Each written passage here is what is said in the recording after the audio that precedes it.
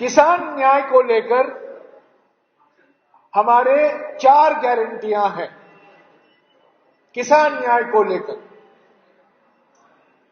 पहला गारंटी है कि एमएसपी को कानूनी दर्जा दिया जाएगा। इसके लिए एक विशेष कानून बनाया जाएगा जो लोकसभा और राज्यसभा में पारित होगा इसी साल। दूसरा गारंटी किसान न्याय के संदर्भ में है कि जो एमएसपी तय होता है वो खेती की लागत के 1.5 गुना बढ़ाकर उसी स्तर पर एमएसपी की घोषणा की जाएगी। ये दूसरी गारंटी है। तीसरी गारंटी किसान न्याय को लेकर यह है कि जब 16 लाख करोड़ रुपया पूंजीपतियों का, बैंकों का जो कर्जा है वो हटाया जाता है, वो माफ किया जाता है, किसानों का कर्जा भी माफ होना जरूरी है। 2008 में मनमोहन सिंह जी की सरकार ने 72,000 करोड़ रुपया फार्म लोन वेवर परियोजना की घोषणा की थी। और तीसरी गारंटी है कि ऐसे ही हम एक कर्जा माफी आयोग का गठन करेंगे जो ये तय करेगा अलग अलग राज्यों में बैंकों से जो कर्जा लिया गया है किसानों से कितने हद तक उसको माफ और क्या माफी देनी होगी। हो सकता है ये 1 लाख करोड़ या 1.5 लाख करोड़ हो, पर कर्जा माफी जरूर होगा। और चौथा गारंटी किसान न्याय को लेकर यह है कि प्रधानमंत्री फसल बीमा योजना, जो ये किसानों के लिए नहीं है, ये निजी कंपनियों के हित के लिए है। प्रधानमंत्री फसल बीमा योजना के तहत करीब 40% पैसा कंपनियों के हाथ में जाता है। ये किसानों के लिए है, कंपनियों के लिए नहीं।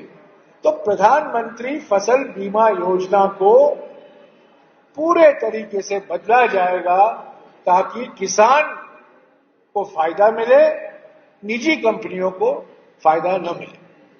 तो ये 4 गारंटियां हैं किसान न्याय को लेकर। 3 महत्वपूर्ण गारंटियां हैं हिस्सेदारी न्याय को लेकर। पहला गारंटी है जाति गिनती, और जाति गिनती के साथ साथ हमारी जो आर्थिक संस्थाएं हैं, हमारे जो शासन की संस्थाएं हैं, लोकतंत्र की संस्थाएं हैं, उनमें सर्वेक्षण करना कि अलग अलग वर्गों का कितनी भागीदारी है। तो भागीदारी गिनती और जाति गिनती एक तरीके से जो बार बार राहुल जी कहते हैं, इसको हमारे समाज और हमारे लोकतंत्र का एक्सरे माना जा सकता है। दूसरी गारंटी हिस्सेदारी को न्याय लेकर खास तौर से यह महाराष्ट्र के लिए विशेष महत्व रखता है, इसीलिए मैं इसको दोहराना चाहता हूं।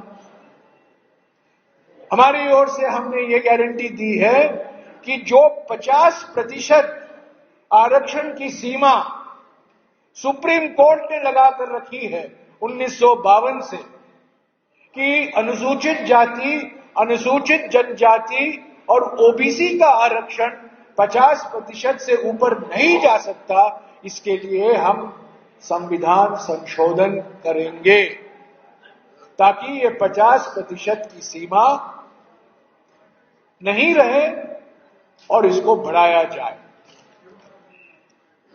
तमिलनाडु एकमात्र राज्य है जहां रिजर्वेशन को 69% रिजर्वेशन को कानूनी दर्जा दिया गया है। संविधान ने उसको सुरक्षित रखा है। तो ये 50% की सीमा जो सुप्रीम कोर्ट ने लगाया था 1952 में, उसके लिए हम संविधान का संशोधन के लिए बिल लाएंगे, उसको पारित कराएंगे और ये सीमा हटाएंगे। और तीसरी गारंटी हिस्सेदारी न्याय को लेकर यह है जो कल राहुल जी ने नंदुरबार में कहा था कि जो बजट होता है, जो सरकारी खर्चा होता है, उसमें अनुसूचित जातियों का, अनुसूचित जनजातियों का और ओबीसी वर्गों का सही बराबर हिस्सा उनको मिलना चाहिए। कुछ राज्यों ने इसके लिए कानून बनाया है। हमारे कांग्रेस की सरकार ने महाराष्ट्र में कानून बनाया था। मुझे याद है 20% बजट, 20% बजट खर्चा होना जरूरी है। हम केंद्रीय स्तर पर अनुसूचित जाति, अनुसूचित जनजाति और ओबीसी वर्गों के लिए जो बजट पेश किया जाता है, टोटल बजट जो पेश किया जाता है, इन अलग वर्गों के लिए इनका हिस्सा कानून से तय किया जाएगा उनकी आबादी के मुताबिक। ये पहले हुआ करता था। मैं आपको याद दिला दूं, 1974 में इंदिरा गांधी जी जब वो प्रधानमंत्री थी, उन्होंने शेड्यूल्ड कास्ट प्लान और ट्राइबल सब प्लान बनवाया था योजना आयोग के द्वारा। पर ये 2014 को मोदी सरकार के आने के बाद इसको पूरी तरीके से हटाया गया। तो ये 3 हमारे गारंटियां हैं हिस्सेदारी न्याय को लेकर। कुछ दिन पहले बांसवाड़ा में युवा न्याय को लेकर 5 गारंटियों की घोषणा की है। भर्ती भरोसा, यानी कि केंद्र सरकार में आज 30 लाख पोस्ट खाली पड़े हुए हैं जो भरना चाहिए, जो सैंक्शन पोस्ट है 30 लाख। अगर सभी पोस्ट आप गिनेंगे, सरकार, केंद्र सरकार, पब्लिक सेक्टर और केंद्र सरकार की संस्थाओं में 30 लाख ऐसे पद हैं जिसको भरना चाहिए था, पर उसकी भर्ती नहीं हुई है। और पहला गारंटी युवा न्याय के संदर्भ में हमने ये दिया है कि 30 लाख एक कैलेंडर के मुताबिक ये भर्ती भरोसा हम दे रहे हैं देश के युवाओं को। दूसरी गारंटी जो हम दे रहे हैं युवाओं को, पहली नौकरी पक्की, यानी कि जो कॉलेज से ग्रेजुएट करता है, जिसको डिप्लोमा मिलता है, 1 साल के लिए उनको अप्रेंटिसशिप दिया जाएगा प्राइवेट कंपनी में या सरकारी कंपनी में, और 1 लाख रुपया पे उनको मुआवजा मिलेगा। अप्रेंटिसशिप मुआवजा कह सकते हैं इसको। पर ये अप्रेंटिसशिप के लिए एक विशेष कानून बनाया जाएगा। तीसरी गारंटी युवा न्याय को लेकर पेपर लीक से मुक्ति। हम पेपर लीक से मुक्ति के लिए कानून लाएंगे। अभी जो कानून है, पेपर लीक होता है और जो दोषी पकड़े जाते हैं उनके खिलाफ कार्रवाई की जाती है, पर पेपर लीक को रोकने के लिए कोई कानून नहीं है। पेपर लीक करने के लिए कानून है, पेपर लीक करने के बाद कार्रवाई करने के लिए कानून है, पर पेपर लीक रोकने के लिए कानून नहीं है। और हमारी गारंटी है युवाओं को कि हम पेपर लीक से मुक्ति पाने के लिए एक नया कानून लाएंगे। चौथा गारंटी युवाओं के लिए, हमारे देश में लाखों युवा हैं जो आज गिग इकोनॉमी में काम करते हैं। जोमेटो, उबर, अमेजॉन, फलाना कंपनी आप देखते हैं जो ऐप द्वारा उनका धंधा चलता है, व्यापार चलता है, उनका बिजनेस चलता है, गिग इकोनॉमी जो कहलाता है। पर इन युवाओं को सामाजिक सुरक्षा नहीं है। तो हमने ये वादा किया है, ये गारंटी की है कि गिग इकोनॉमी में जो लाखों युवा काम करते हैं, उनके सामाजिक सुरक्षा, सोशल सिक्योरिटी के लिए हम अलग से प्रावधान करेंगे और वो प्रावधान कानून से तय होगा। हमारी अशोक गहलोत की सरकार राजस्थान में पहली सरकार थी जिसने गिग इकोनॉमी के लिए एक अलग से कानून बनाया, पर वो सरकार नहीं रही। पर हम चाहते हैं और हमने गारंटी की है कि वही कानून हम केंद्रीय स्तर पर लाएंगे। और पांचवा गारंटी युवाओं के लिए युवा रोशनी परियोजना है, जिसके तहत 5,000 करोड़ रुपया एक फंड में डाला जाएगा, जो हर एक जिले में जो युवा स्टार्टअप करना चाहते हैं, अपना उद्योग खोलना चाहते हैं, अपना व्यापार खोलना चाहते हैं, वो धंधा करना चाहते हैं, स्टार्टअप उनको बैंकों से पैसा नहीं मिलता, उनके परिवार बैंक अकाउंट में पैसा नहीं है, शुरुआत के लिए जो पैसे की जो धनराशि की जरूरत पड़ती है वो इस कोष से मिलेगा। शुरुआत कोष 5,000 करोड़ रुपया। तो ये रहे 5 गारंटी युवा न्याय को लेकर। आज हमने नारी न्याय को लेकर 5 बड़े गारंटियां दी हैं। आपने अभी अभी सुना है कांग्रेस अध्यक्ष जी को, राहुल जी को, महालक्ष्मी गारंटी, हर गरीब परिवार के महिला के बैंक खाते में 1 लाख रुपया सीधा दिया जाएगा और ये खाता वो चला सकती है, कांग्रेस के खाते के माफिक नहीं।